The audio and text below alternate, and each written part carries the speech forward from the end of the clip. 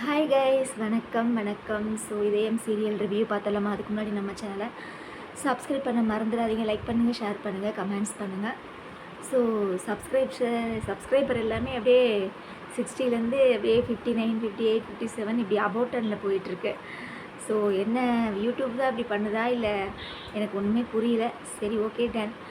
So அதுக்கப்புறம் இந்த செவ்வாய், புதன், வியாழன், அதுக்கப்புறம் இன்றைக்கி வெள்ளி, இந்த 4 நாள் எபிசோடை நம்ம சீக்கிரமாக எவ்வளோ தூரம் பார்க்க முடியுமோ ரிவ்யூ பண்ணிடலாம், ஓகேங்களா? ஏன்னா நான் ஆல்ரெடி மண்டே போடும்போதே நான் சொல்லியிருந்தேன், இந்த மாதிரி செவ்வாய்க்கிழமை என்னால் வீடியோ போட முடியாது, ஒரு மேரேஜ் ஃபங்க்ஷன் இருக்குது, க்ளோஸ் ரிலேஷனோட மேரேஜ் ஃபங்க்ஷன் இருக்குது அப்படின்னு நான் சொல்லியிருந்தேன். ஆனால் ஏன் கைஸ் எனக்கு கமெண்ட்ஸே வரமாட்டேங்குதுன்னு எனக்கு என்னன்னு தெரியல. 1-2 பேர் பண்ணிகிட்டு இருந்தாங்க. அதுக்கப்புறம் என்னோடய ரிவ்யூ பிடிச்ச ஒருத்தவங்களும் இந்த கொஞ்ச நாளாகவே எனக்கு கமெண்ட்ஸ் பண்ணுறதே இல்லை. சரி, ஓகே, டன். இது அவங்க ஏதாவது என்ன பிஸியில் இருக்காங்கன்னு தெரியல. சரி, அவங்க எப்போ பண்ணணுமோ பண்ணிட்டு போகிறாங்க. ஆனால் எனக்கு கமெண்ட்ஸே வரல. எனக்கு அது மாதிரி லைக்ஸும் பார்த்தீங்கன்னா ரொம்ப கம்மியாக தான் வந்திருக்குது. என்ன பிரச்சனை அப்படிங்கிறது தெரியல. ஒருவேளை வீடியோ ரொம்ப ஷேர் பண்ணுறது இல்லையா, இல்லை மூவ் ஆகிறது இல்லையா அப்படிங்கிற விஷயமும் எனக்கு தெரியல. ஸோ என்னமோ சரி, இந்த இதயம் சீரியல் முடிஞ்ச உடனே நான் இந்த சீரியல் ரிவ்யூ பண்ணுறதையே நான் ஸ்டாப் பண்ணலான்னு நினைக்கிறேன். சீக்கிரம் இந்த கிரகம் முடிஞ்சு தொலைய மாட்டேங்குது. முடிஞ்சிருச்சுன்னா இந்த வீடியோ போடுற வேலையவே நிப்பாட்டிடலான்னு நினைக்கிறேன். Okay, ton. ஏன்னா ஆப்போசிட் சைட்லேருந்து நம்மளுக்கு ஏதாவது ஒரு விஷஸோ, நீங்கள் நல்லா பண்ணுறீங்க, இன்னும் நல்லா பண்ணுங்கள், அதுக்கப்புறம் அந்த ஸ்டோரி லைனை பற்றி ஏதாவது கமெண்ட்ஸ் வருது, ஏதாவது வந்துகிட்டே இருந்தால் தானே கைஸ் பரவாயில்ல, நம்ம பண்ணுறதுக்கு ஒரு ரிப்ளை இருக்குது, ஒரு எதிர்பார்ப்பு இருக்குது அப்படின்னு சொல்லி நம்மளையும் மோட்டிவேஷன் பண்ணுறாங்கன்னு சொல்லி நம்ம இன்னும் கொஞ்சம் நல்லா பண்ணோம் நம்மளுக்கே தோணும். அப்படி இல்லாமல் இந்த மாதிரி இருந்தால் எப்படி தோணும்? தோணாது இல்லையா? அந்த மாதிரி தான் இருக்குது எனக்கு. இப்போ ஏன்டா இன்றைக்கி கூட நான் ரிவ்யூ போட வேண்டான்னு தான் நினைக்கிறேன் நான். ஏன்னா எந்த ஒரு இதுவுமே வரல. தான் கொஞ்சம் கஷ்டமாக இருக்குது. சரி, ஓகே, நான் வள கொலலாம் பேச விரும்பலகை, ஷார்ட்டாகவே சொல்லிடலாம். என்ன நடக்குது அப்படின்னா, செவ்வாய்க்கிழமை, புதன்கிழமை, வியாழக்கிழமை, ஐ திங்க் இன்றைக்கி வெள்ளிக்கிழமை, இந்த 4 நாள் எபிசோடை வச்சு பார்க்கும்போது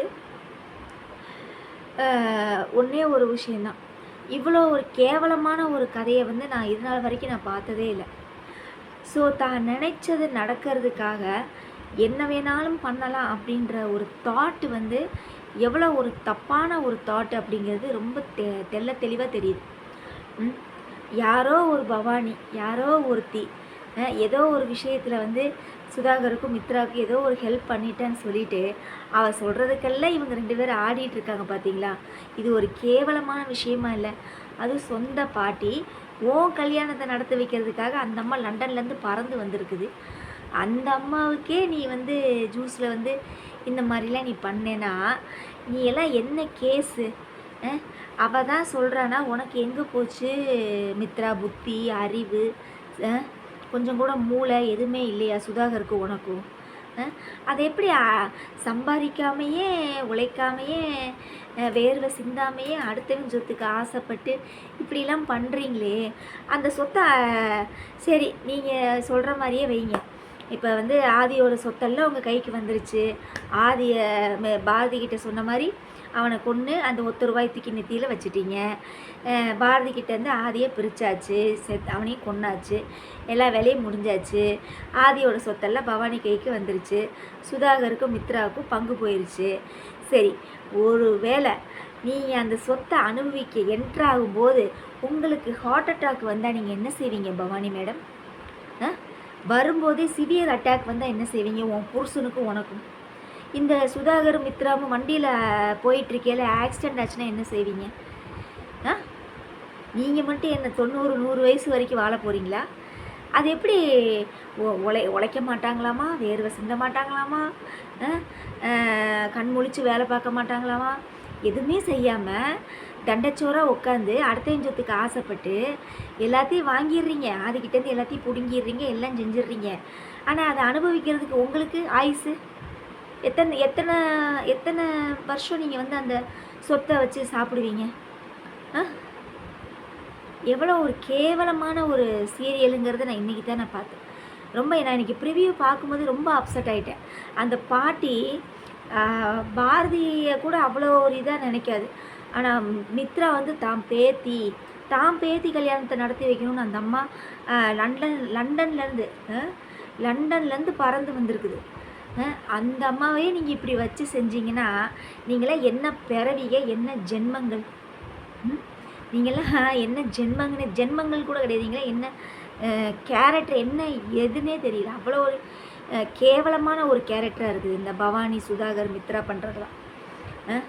அந்த அந்த பதட்டப்படுறாங்களாமா, பாட்டிக்கு எதுவும் ஆயிடக்கூடாதுன்னு. அப்போ உங்களுக்கு வந்தால் உங்கள் பாட்டினோடனே உங்களுக்கு வலிக்குது.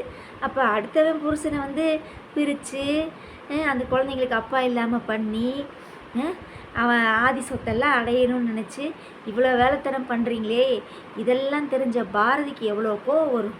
அதைத்தான் அவள் செய்கிறான். நான் அதனால் பாரதிக்கு தான் இப்போ நான் சப்போர்ட் பண்ணுறேன். இது கேவலம் பிடிச்ச கேரக்டராக இருக்க மாட்டேன். எனக்கு ப்ரிவியூ பார்த்தோன்னே I am so disappointed. Today preview I am so very very disappointed. என்னடா இப்படி இல்லாமல் நடக்குது அப்படின்னு. சீரியல் நடக்கிற மாதிரியே இப்போ ரியலாக பார்த்தீங்கன்னா இப்போ நாட்டில் ஒன்றும் சொல்லிக்கிற மாதிரியே இல்லை. அந்த மாதிரி இருக்குது தமிழ்நாடு என்ன லட்சணத்தில் போயிட்டுருக்குங்கிறதே எனக்கு தெரியல. அப்படித்தான் இருக்குது. ரொம்ப கேவலமாக போயிட்டுருக்குது தமிழ்நாடு. Okay done.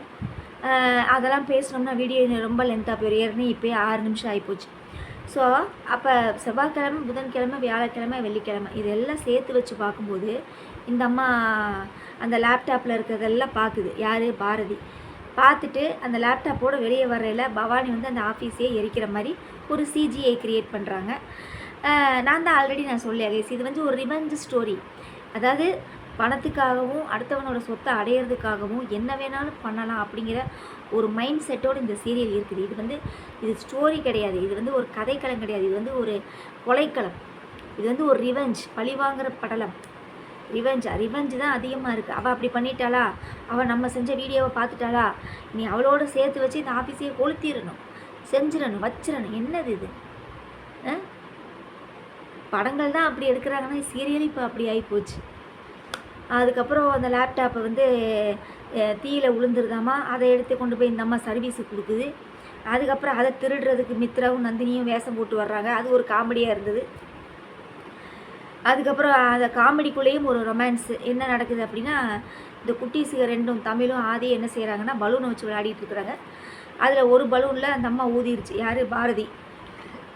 இன்னும் கொஞ்சம் பலூன் பெருசாக வேணும் அப்படின்னு சொல்லிட்டு அந்த பலூன் வந்து அப்படியே பறந்து வருதாமா.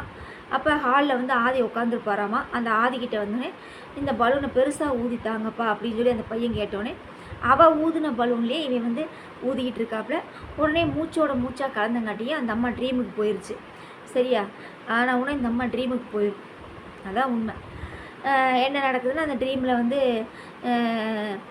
2 பேரும் பேசிக்கிட்டே இருக்கிறாங்க, கிஸ் பண்ணிக்கிறாங்க, இதெல்லாம் நடக்குது. நம்ம அதெல்லாம் சொல்லிகிட்டு இருந்தோம்னு வச்சுக்கோங்களேன், இன்னும் வீடியோ 20 நிமிஷத்துக்கு மேலே போயிடும். அப்புறம் நீங்கள் என் வீடியோவை நீங்கள் ஸ்கிப் பண்ணிகிட்டே போயிடுவீங்க. ஸோ அப்போ 2 பேர் பேசி ரொமான்ஸ் பண்ணிகிட்டு இருக்கிறாங்க. அதை அந்த அம்மா நினச்சி பார்த்துட்ருக்குது. அப்போ நினச்சி பார்த்துட்ருக்கையிலேயே அந்த ஆக்சுவலாக அது கணவன் நல்லாவே தெரியுது. சரிங்க, அது ஒரிஜினாலிட்டியே எதுவுமே இல்லை, கணவன் மட்டும் நல்லாவே தெரியுது. கணவன் அந்த கணவன்லேருந்து வெளியே வந்தோடனே தமிழ்கிட்டேருந்து அந்த பலூனை வாங்கிடுறாப்புல. ஏன்னா அந்த ஆதியோட மூச்சும் இவளோட மூச்சும் ஒன்றா சேர்ந்துருக்கு இல்லையா அந்த பலூனுக்குள்ளே. அதனால் அந்த பலூனை வந்து தமிழ்கிட்டேருந்து கேட்டு வாங்கிடுறாப்புல. வாங்கினோடனே அதை கொண்டு போய் பத்திரமா பீரோவில் வச்சு பூட்டுறாப்புல. அப்புறம் எனக்கு ஒரு டவுட்டு கேஸ், பீரோவில் வச்சு தான் இந்த பலூனை பூட்டுறா. அப்புறம் மித்ரா வந்து லேப்டாப்பை திருடுறதுக்காக வருவாள். அப்போ அவகிட்ட அந்த பலூன் கிடச்சிருக்கணுமே, ஏன் கிடைக்கல?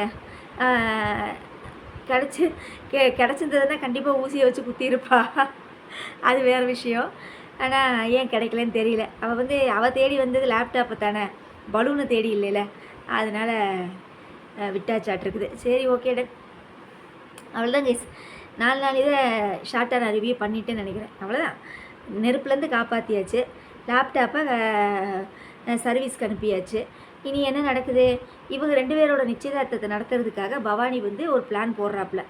என்ன பிளான் அப்படின்னா, பாட்டிக்கு வந்து நெஞ்சு வலி மாதிரி க்ரியேட் பண்ணி என்ன சொல்கிறது, சிம்பத்தி கிரியேட் பண்ணி அந்த இடத்துல வந்து இவளோட காரியத்தை சாதிக்கிறதுக்காக பவானி போடுற ஆட்டத்தை வந்து நம்மளால் பார்க்க முடியல. ஸோ இதயம் சீரியல் இந்த மாதிரி போயிட்டுருக்குது. அப்புறம் கார்த்திகை தீபம் நான் ரிவ்யூவே பண்ண போகிறதே இல்லை. எனக்கு அது சீரியல் சுத்தமாக பிடிக்கல. நீங்கள் வேணால் அதை பார்த்துக்கங்கப்பா, சரியா? அதுக்கப்புறம் வேறு என்ன சீரியல் பார்த்தேன்? வீரா சீரியல் அஸ் யூஷுவல் எப்பயும் போல் மாறன் மேலே வந்து லவ் கிரியேட் மாதிரி காமிக்கிறாங்க வீராவுக்கு. வீரா வந்து உடனே குழப்பம் அடைகிறாங்க. எதுக்காக நம்ம இவனை வீட்டுக்கு கூட்டிகிட்டு வந்தோம், எதுக்காக நம்ம வந்து அவன் மேலே அன்பை செலுத்துகிறோம், நம்ம அக்காவை கொண்டவன் தானே அவன் மேலே நம்ம கோபம் தானே படணும், நம்ம ஏன் அவன் மேலே அன்பை செலுத்துகிறோன்னு சொல்லி அந்த அம்மாக்குள்ளேயே பல கேள்விகள் வந்து மண்டையில் ஓடிட்டுருக்குது. இதுதான் வீரா சீரியல். அப்புறம் வேறு என்ன சீரியல்? வாரிசு சீரியல். அந்த தமிழ் தான் வந்து வாரிசு அப்படின்ற ஒரு பிளட் ரிலேஷன் இருக்கும் இல்லையா, டிஎன்ஏ டெஸ்ட்டு, அது வந்து யார் கையில் கிடைக்குதுன்னா மீனா கையில் கிடைக்குது, சரியா? மீனா கையில் கிடைக்குது. இனி மீனா வந்து என்ன செய்ய போகிறாங்கன்னு தெரியல, வெயிட் பண்ணி பார்ப்போம். வாரிசு சீரியல் இந்த மாதிரி போயிட்டுருக்குது. அப்புறம் அண்ணாமலை குடும்பம் நான் ப்ரிவியூ பார்க்கல. வேறு என்ன சீரியல்? சந்தியா ராகம், அதுவும் அதே மாதிரி தான். ஏதோ ரகுராமோட அந்த பழைய வாழ்க்கையை வந்து மாயா காப்பாற்றுறதுக்காக போராடிட்டு இருக்காப்புல. அப்புறம் அந்த சந்தியா ராகத்தில் வந்து இந்த அரவிந்த சாமியும் ஜெயம் ரவியும் ஒரு படம் நடிச்சிருப்பாங்க. ஐ திங்க் எனக்கு அந்த படம் பேர் தெரியல, டக்குன்னு மைண்டில் வரல. அந்த படத்தில் அப்படி தான் ஒரு சீன் வச்சுருப்பாங்க. அதாவது ஒரு சின்ன மைக் மாதிரி ஆப்ரேஷன் பண்ணி ஜெயம் ரவி உடம்புல வச்சுருவாங்க. அதை வந்து ஜெயம் ரவி என்ன பண்ணி என்ன பிளான் போட்டாலுமே அதை வில்லன் குரூப்புக்கு தெரிஞ்சிடும், அரவிந்த சாமிக்கு தெரிஞ்சிடும். அப்போ அது பார்த்திங்கன்னா அந்த மாதிரி ஒரு சீனை வந்து சந்தியாராகத்தில் வச்சிடுறாங்க. அதாவது சீனு வந்து வேணுமணிக்கே ஒரு ஆக்சிடென்ட் மாதிரி க்ரியேட் பண்ணி அவனை ஹாஸ்பிட்டல் அட்மிட் பண்ணுற மாதிரியும் ஆப்ரேஷன் பண்ணும்போது அந்த மாதிரி அந்த இதை வச்சு தச்சிட்றாங்க. ஸோ மாயா என்ன பிளான் போட்டாலும் அதை புவனேஸ்வரி வந்து தடுக்கிறாப்புல. அப்படியே சினிமா காப்பி பேஸ்ட் பண்ணுற மாதிரி இருக்குது சீரியல் எல்லாமே. எதுவுமே ஒரிஜினாலிட்டி ஒரு இப்போ இருக்கிற ட்ரெண்டில் ஒரு ஃபேமிலி எப்படி போயிட்டுருக்கு, என்ன மாதிரி சுச்சுவேஷன்லாம் எல்லாம் வாழ்ந்துட்டுருக்குறோம், அந்த மாதிரிலாம் சீரியல் இப்போ எல்லாம் யாரும் எடுக்கிற ஐடியாவே இல்லையாட்டிருக்குது. சினிமாலேருந்து ஒரு சீனை இந்த சீனை காப்பி பண்ணி போடு, இந்த சீனை இதை காப்பி பண்ணி போடு, இந்த மியூசிக் எடுத்து இதை தூக்கி போடு அப்படின்னு சொல்லி சினிமாலேருந்து அங்கே கொஞ்சம் இங்கே கொஞ்சம் இங்கே கொஞ்சம் அங்கே கொஞ்சம்னு பிச்சு சீரியல் எடுக்கிறாங்க. அதனால் பார்க்குறதுக்கே வெறுப்பாக இருக்குது. அது இப்போ இந்த இதயம் சீரியல் எப்படா முடியும்னு இருக்குது. டே 1000 தொற்றுச்சுடா, சீக்கிரம் முடிச்சு தொலைங்கடா கரும. நல்லாவே இல்லை இதயம் சீரியல், கேவலமாக இருக்குது, ரொம்ப கேவலமாக இருக்குது, நல்லாவே இல்லை. I don't like that. Okay guys, வேறு என்ன, கண்டிப்பாக உங்களோட நிறைய குறைகளை சொல்லுங்கள். ஸோ 4 நாள் என்னால் ரிவ்யூ போட முடியல, அதுக்கு வந்து நான் சாரி கேட்டுக்கிறேன். தயவு செஞ்சு சப்ஸ்கிரைப் பண்ண மறந்துடாதீங்க. லைக் பண்ணுங்கள், ஷேர் பண்ணுங்கள், கமெண்ட்ஸ் பண்ணுங்கள். கண்டிப்பாக இந்த வீடியோக்காவது கமெண்ட்ஸ் வரும் நான் எதிர்பார்க்குறேன். பார்க்கலாம் யார் கமெண்ட்ஸ் பண்ணுறீங்கன்னு பார்க்கலாம், ஓகேவா? ஸோ அவ்வளோதான் கைஸ், மொத்தத்தில் இதயம் சீரியல் என்னை பொறுத்தளவு இந்த சீரியல் சீக்கிரமாக முடிஞ்சிட்டா ரொம்ப சந்தோஷமாக இருக்கும். அதுதான் எனக்கு வேணும். இன்னும் நல்லாவே இல்லை, எல்லாத்தையுமே வந்து பாரதிக்கே தெரிய வைக்கிற மாதிரி சீன்ஸ் எடுக்கிறாங்க. கொஞ்சம் ஆதிக்கும் தெரிய வைக்கிற மாதிரி எடுத்தாங்கன்னா நல்லாயிருக்கும். அதுக்கப்புறம் ஆதி காலத்தில் அந்த செயினையே காணோம். அப்போ அந்த செயினுக்கான கதை எங்கே போச்சு? இப்போ ஒருத்தவங்க சில பேர்லாம் கமெண்ட்ஸ் பண்ணியிருந்தாங்க, அதான் அந்த ஜீ தமிழில் அந்த ப்ரிவியூ வரும் பார்த்தீங்களா, இன்றைக்கி என்ன நடக்க போகுதுன்னு சொல்லி ப்ரிவியூ வரும்ல, அப்போ கீழே கமெண்ட்ஸ் நிறையா வரும் இல்லையா, அதில் நிறைய பேர் என்ன சொல்லியிருந்தாங்கன்னா, ஒருத்தர் வந்து என்ன சொல்கிறாங்கன்னா, இது என்ன ஏற்கனவே 2 குழந்தைங்க இருக்குது, இப்போ 3ஆவது குழந்தைக்கு வேறு அடி போடுறாங்களா அப்படின்னு சொல்லி கேட்டிருந்தாங்க. அதுக்கப்புறம் சில பேர்லாம் ஹார்ட்லாம் போட்டிருந்தாங்க, அவங்களோட ரொமான்ஸ் சீன்லாம் பார்த்துலாம் ஹார்ட்லாம் போட்டிருந்தாங்க. பட் என்னை பொறுத்தளவு என்னென்னா இந்த சீரியல் சீக்கிரம் முடியணும். ஏன்னா கதை எங்கிட்டு போகுதுன்னே தெரியல. ஒருவேளை ஃபுல்லாகவே வந்து புதுசாக எடுக்கிற மாதிரி இருக்குதா, பழசை எதுவுமே உள்ளே கொண்டு வராமல் புதுசாக ஆதி வந்து பாரதியை வந்து லவ் பண்ணி கல்யாணம் பண்ணுற மாதிரி காமிக்க போகிறாங்களா, இது என்ன எதுன்னு தெரியல, ஓரளவு புரிய மாட்டேங்குது. எங்கிட்ட இந்த கிரகத்தை முடிச்சு தொலைஞ்சிங்கன்னா ரொம்ப நல்லாயிருக்கும். ஓகே கைஸ், பாய். நம்ம நாளைக்கு ரிவ்யூவில் பார்க்கலாம். நாளைக்கு சனிக்கிழமை, நாளைக்கு ரிவ்யூவில் பார்க்கலாம். அப்புறம் நான் ஆல்ரெடி ஒரு போன வீக் தான் நினைக்கிறேன், போன வீக்கில் சொல்லியிருப்பேன்னு நினைக்கிறேன், லாஸ்ட் வீக்கில் இந்த மாதிரி ஜூன் 1 வந்து வீடியோ வந்து கொஞ்சம் லேட்டாக தான் வரும், 5:30 அந்த மாதிரி சம்திங்கில் தான் வரும். அதனால் கொஞ்சம் என்னோடய ரிவ்யூ பிடிச்சவங்க கண்டிப்பாக வெயிட் பண்ணுவீங்கன்னு நினைக்கிறேன். ஏன்னா ஜாப் கிடச்சனால அந்த டைமிங் பொறுத்து தான், நான் ஜாப் முடிச்சுட்டு தானே அதுக்கப்புறம் வீட்டுக்கு வந்து அதுக்கப்புறம் ஜி5ல சீரியல் பார்த்துட்டு அதுக்கப்புறம் தான் நான் ரிவ்யூ பண்ண முடியும். அதனால் கொஞ்சம் டைம் எடுக்கும். ஸோ கொஞ்சம் அட்ஜஸ்ட் பண்ணிக்கோங்க, சரிங்களா? Bye guys. நாளைக்கு ரிவ்யூவில் பார்க்கலாம். ஓகே, பாய். மறக்காமல் நம்ம சேனலை சப்போர்ட் பண்ணிக்கிட்டே இருங்க. ஓகே.